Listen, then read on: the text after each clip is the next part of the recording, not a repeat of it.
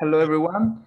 And I will try to be brief, and I apologize in advance since my connection seems to be a bit unstable these days. So if anything, please stop me and I'll start over. And so when I first learned about cisternostomy, I started to read and watch videos to answer these basic questions. And when I looked for what is this cisternostomy, uh, I I quickly realized it was no different from the procedure I had seen many times in aneurysm surgery. And of course, after that, other questions came up. So, does it work with trauma as well? What is brain shift edema? And how do you manage such a tight brain? And so it was a mess for me. And above all, one final question arose and was, would I be able to do it? So I started on a theoretical approach at first, trying to figure out what is the mechanism behind cisternostomy. And I ended up digging out a lot of papers about the glymphatic system and how CSF work. And these papers are showing how CSF might actually work as an interstitial fluid, and with the turnover occurring along the capillary bed in the whole brain through the spaces of the glymphatic system, which are the Virchow-Robbins spaces. And, and, and so we are talking, of course, about the theory. There's a long path ahead to see if these assumptions are correct. But uh, these concepts could change how we see and how we interpret many conditions such as traumatic brain injury, neurodegenerative diseases, and hydrocephalus. I am not talking in the details about this glymphatic system. We have talked about this other times, and it's not the purpose of my presentation, but just to show for young neurosurgeon and people who are approaching to the cisternostomy, what is the theory, what is the mechanism behind the behind what actually we saw, what why the brain becomes so lax, and this might be one of the explanation. And what I learned about this is that research one must research extensively and don't believe in something just because it's always been like this. This is something that it's always repeated in neurosurgery and in the department, but usually always is actually a very limited period. And for me, this is very important because we tend to consider some things as they are carved in stone, but in reality, nothing is. And in science, we move on with revolution, and this could be one revolution that will happen very soon. And in the near future, we may look at some conditions in a new way, and hydrocephalus is the clearest example. So keep in mind and study the CSF dynamics and the new theory that is being tested. So then I moved to a pathology perspective, and I started applying this concept in traumatic brain injury. And of course, I hit my head against the complexity and the variety of traumatic brain injury. Uh, I will specify that I will not talk about the indication and timing of surgical intervention because there's no consensus about this, and we have seen many discussion and many people talking about this, but actually there are no clear indications. So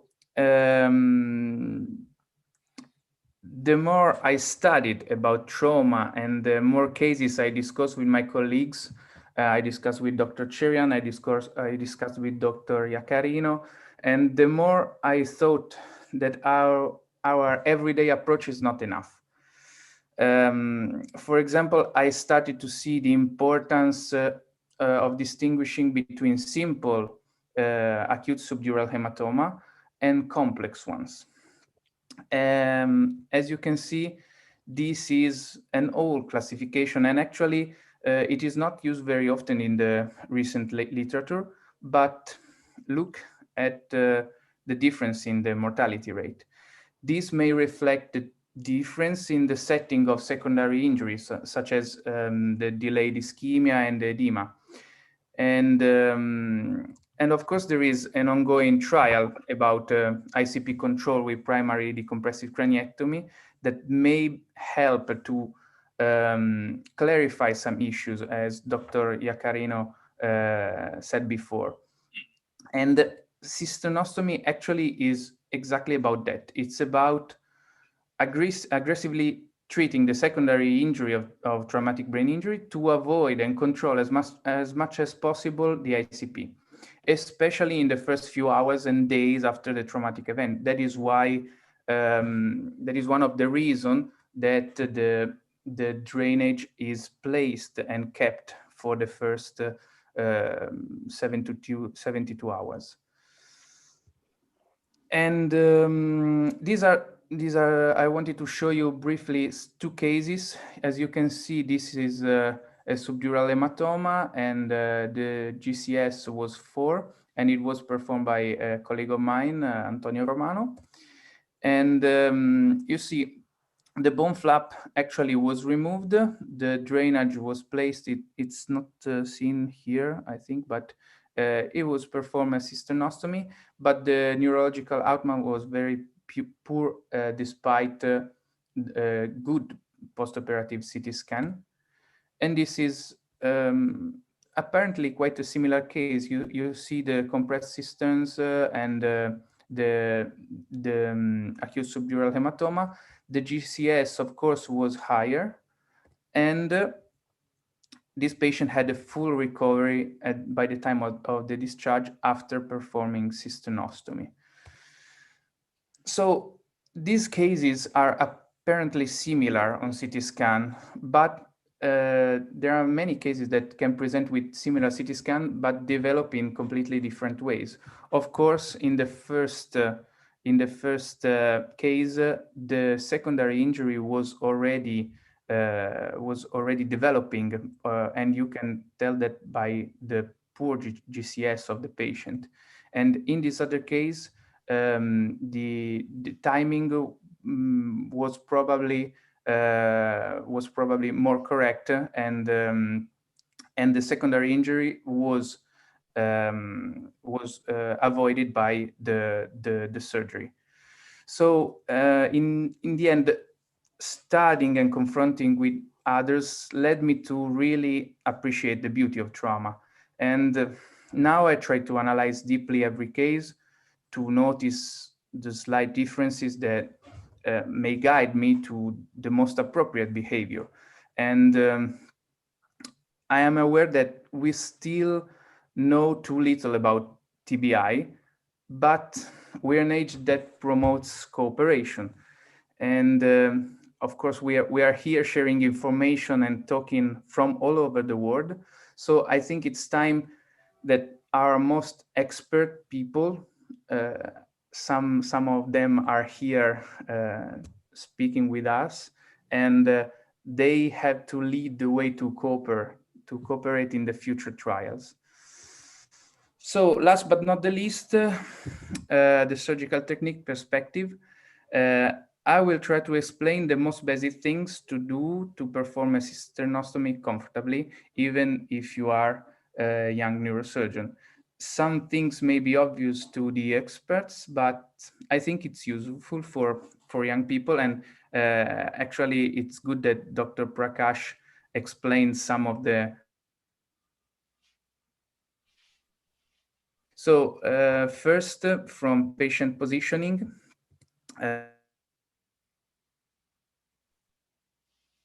parallel to the floor or very turned, and actually at the 30 degrees. Why is that? Because of this. Because this is the correct CA, and you can open the system comfortably. And this is what you see if you turn your head too much. You will not. You will have a vision of a better vision for of the MCA and the ciliary fissure, but you will lose your perspective, your correct perspective on the MCA. This is one thing to really keep in mind. Then the muzzle in one layer, and actually what I learned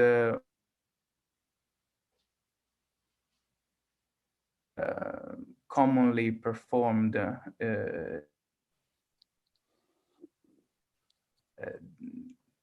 and I had to learn this because of course you need to have to expose the sphenoid wing and to drill very basal to the systems.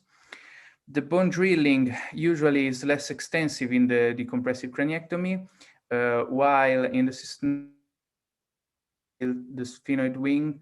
Sometimes you have to also is not always required. The dural opening, somebody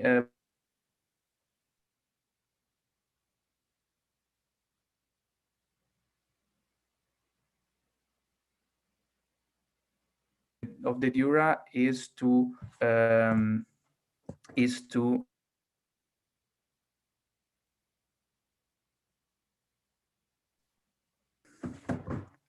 can you hear me? Yes, now.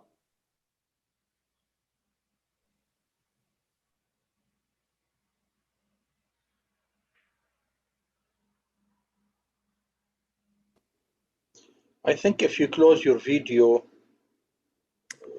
the net will I'm sorry. become more Okay. useful. Okay. I'm sorry, but the connection sometimes just uh, wait a minute. Okay. Can you hear me now? Yes, we can hear you. Okay. So I was saying the small durotomy um, is to avoid the excessive brain swelling that prevent you to access the basal system. So you perform a small durotomy to just above the basal system. You open them, and then the brain becomes more laxed, and then you can do a more wide urotomy and evacuate the hematoma. Microscopy, of course, is not required for decompressive craniectomy, and it's necessary for cisternostomy. And of course, you have to know the anatomy. So very briefly, I can show you one of the first cisternostomy that I performed. And this is the frontal lobe. And as you can see, I put a patty, and then slowly with suction and irrigation, I go to the basal systems. One of the things that I found more useful is to go a little bit on the frontal lobe and to see the optic nerve to be able to actually understand where I am, and then following the optic nerve, of course, I can slowly release the CSF and gain some space, and then open the Lillekvist membrane. I will. So as you can see, this is the optic nerve. This is the ICA, and here I will open the Lillekvist membrane. to see the basilar artery here in the deep. And then I just place the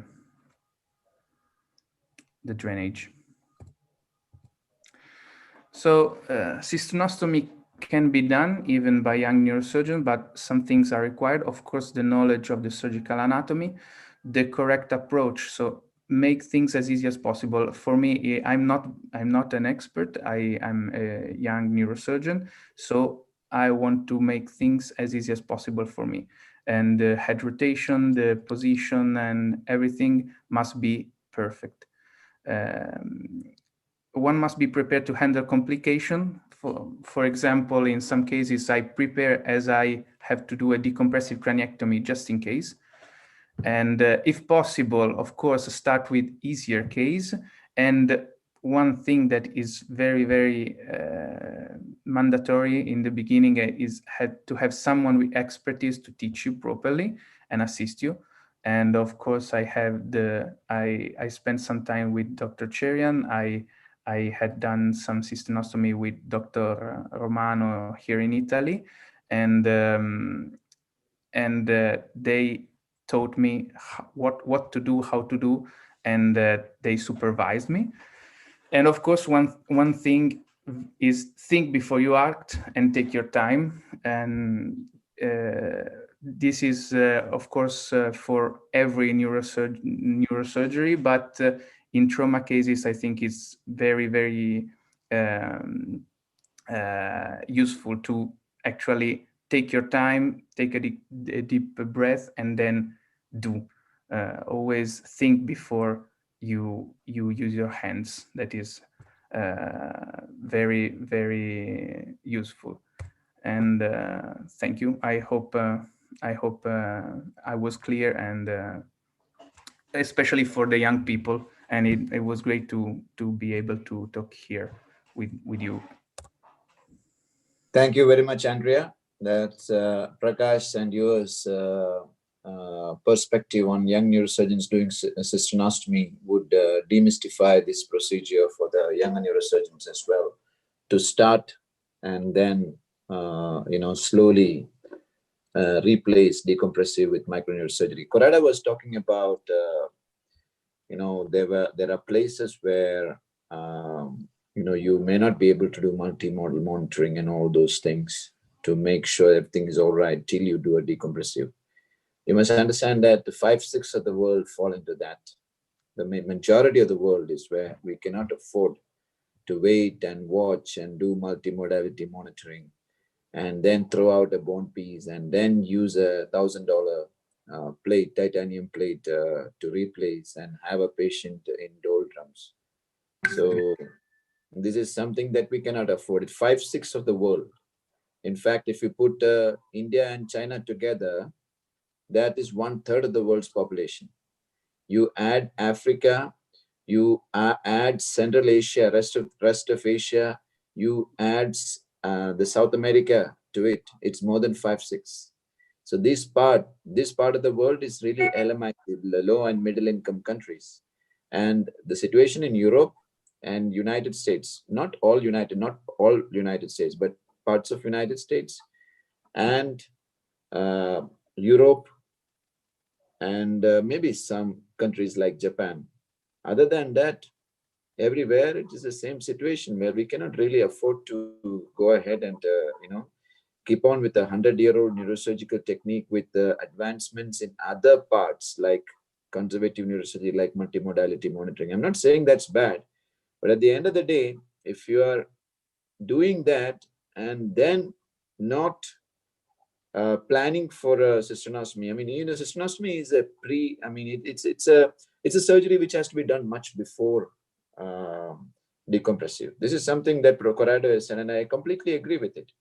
And we cannot keep on waiting with multimodality monitoring for one patient. And the trauma load in these countries are very high.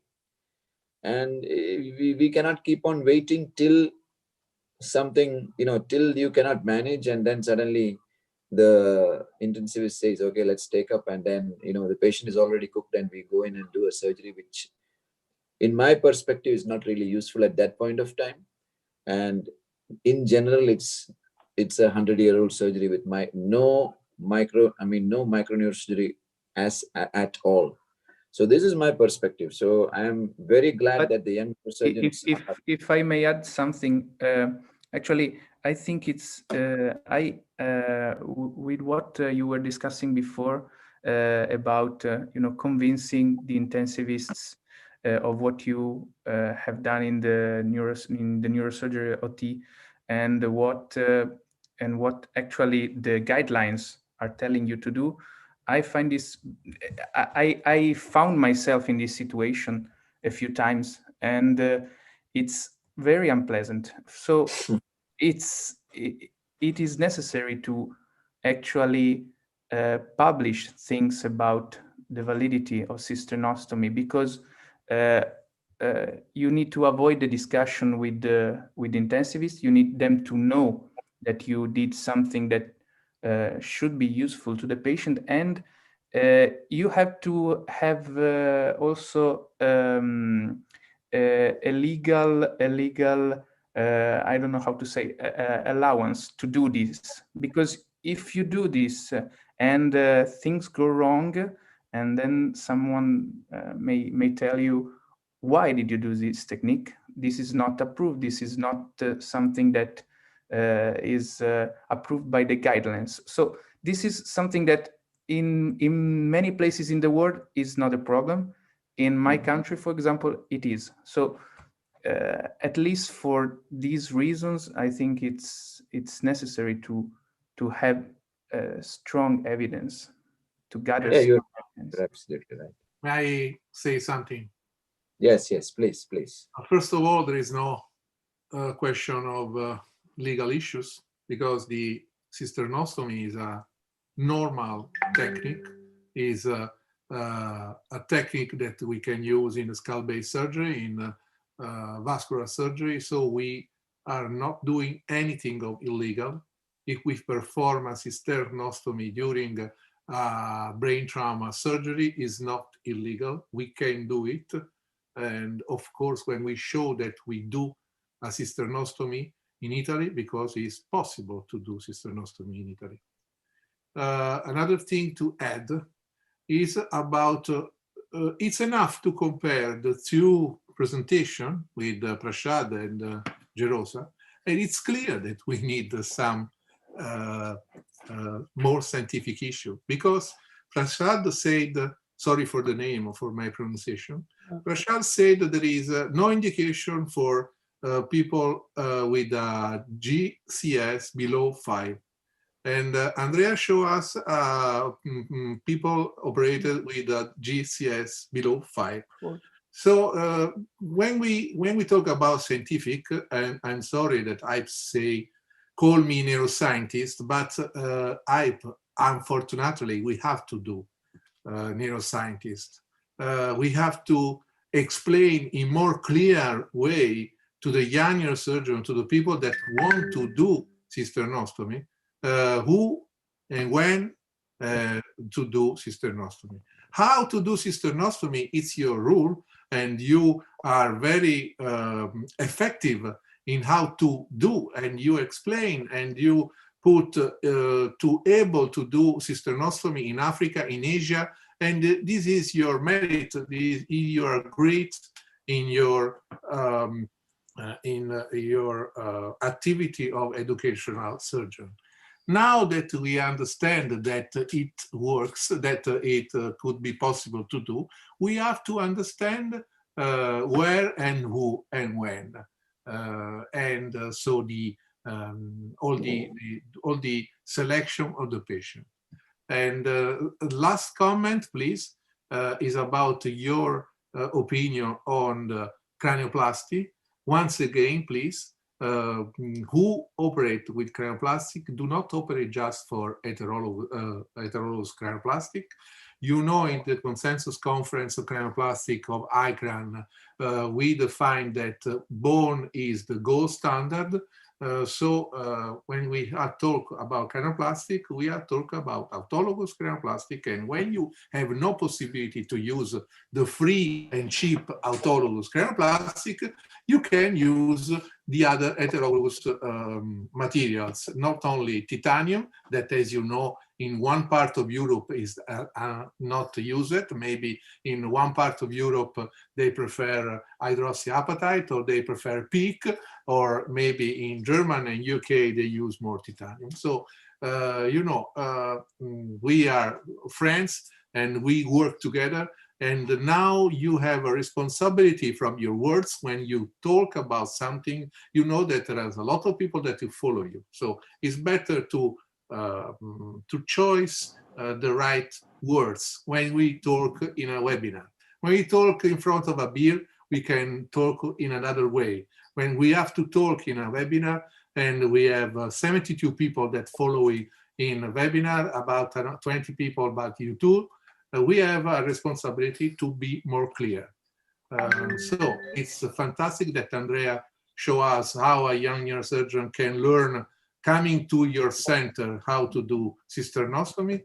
And for example, some cases of radage will not underwent into decompressive craniectomy. So we are far away to explain how to compare decompressive craniectomy and cisternostomy, showing this kind of patient. Showing this kind of patient is just to explain how it's possible to perform cisternostomy. But these patients are not useful to explain that cisternostomy is better than decompressive craniectomy. It's not our goal, it's not our mission. Decompressive craniectomy is a technique, cisternostomy is another technique. Can I have a comment? Yes. Okay. Actually, first, thank you, Andrea, for the nice presentation. It's a peaceful way to present the cisternostomy. I like it. And one comment on just on the presentation that you said at the end that try to choose an easy case to start with. I will add sometimes the difficult case. It's the first cases for cisternostomy when you have very angry brain, let's say, as the professors described during the discussion, that yes, especially when you are doing microsurgery at the morning, and in our case we are doing vascular surgery a lot, so at night when there is a trauma, okay, it's easy, just traction to the frontal lobe, go to the cistern, and let's see if it's helpful or not. I mean, this is part of the armamentarium that we are using without exclusion of decompressive, because at the end, if the brain is not good enough, yes, I will be obligated to use the decompressive craniectomy. That's all, and I think this discussion is really helpful because sometimes it's different according to the area you are practicing in. In some areas, like we are in the Middle East and I'm practicing in Iraq, the surgeon experience at the level of evidence, it's close to the RCTs. But in more developed centers, yes, it's either proved by RCT or you should not do it, or you will have a lot of questions about your practice. It's really understandable, and thank you for this discussion. Thank you very much. And yes, actually, you're very correct. And about the bad cases that are the first ones that you experiment on, actually. And of course, I have done that too. But at first, I have been to Dr. Cherian's and I learned the basics. And then when I was comfortable enough, I tried to do them in Italy, of course, under guidance. I work with Dr. Iaccarino, I work with Dr. Romano, and they are able to do that, and they help me of course. And but it's true actually. It's better to select easier case, but in most cases the worst ones are the one you have to actually to do that. And yes, we don't have I think a lot of traumas. Then we have very few traumas than other countries. So and usually from motor vehicle accidents. So it, of course, my experience is very different from yours, I expect. But you know, these discussions are very useful because my very little experience is maybe useful for someone else that wants to try, and I hope I did that.